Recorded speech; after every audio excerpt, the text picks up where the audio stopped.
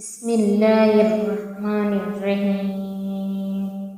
وقال الذي اشتراه من مصر امرأته أكرمي مثواه عسى أن ينفعنا أو نتخذه ولدا فكذلك مكنا ليوسف في الأرض ولنعلمه من تأويل الأحاديث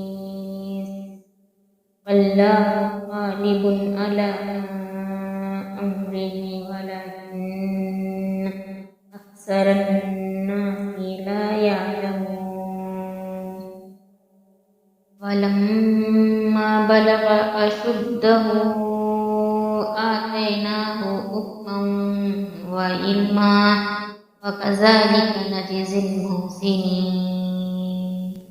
وراودته التي هو في بيتها عن نفسه وغلقت الأبواب وقالت هيت لك قال معاذ الله إنه ربي أحسن مثواي إنه لا يفلح الظالمون.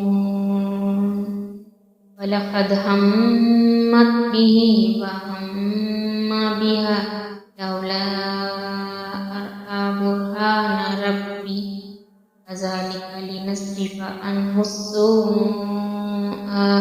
والفحشاء إنه من عبادنا المخلصين.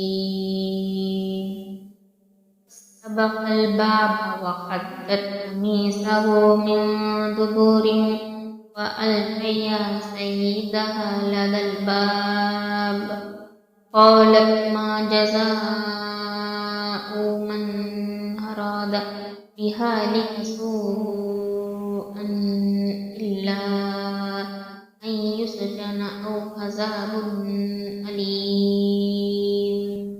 قال هي راودتني عن نفسي وشهد شاهد من أهلها إن كان قميصه قد من قبل فصدقت وهو من الكاذبين. وإن كان قميصه قد من دبر فكذبت وهو من الصادقين. فلما رأى قميصه قد من دبر قال إنه من كيدكن إن كيدكن عظيم. يوسف أعرض عن هذا واستغفري لذنبك إنك كنت من الخاطئين. قال نسوة في المدينة امرأة العزيز تراود فتاها عن نفسه قد شغفها حبا إنا لنراها في ضلال مبين.